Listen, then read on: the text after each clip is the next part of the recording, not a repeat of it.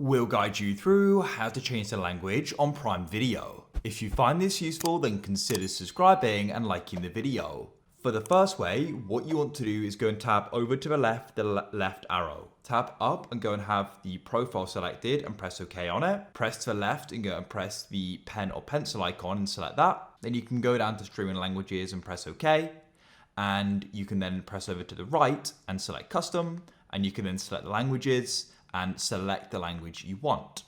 Now, alternatively, what you can do, if we come back into our profile, you can come onto a show you want to go and change. So I can come onto this one here. When you're playing a movie or show, press the up arrow, then you can go and tap down and tap across, and you've got subtitles and then audio options, and you can press that there. And we can go and change the language pressing there and then choosing a different one. And that'll then go and be used. And you can also go and change the subtitle language as well here. Press subtitles and then press off. And you can then go and choose the language like so.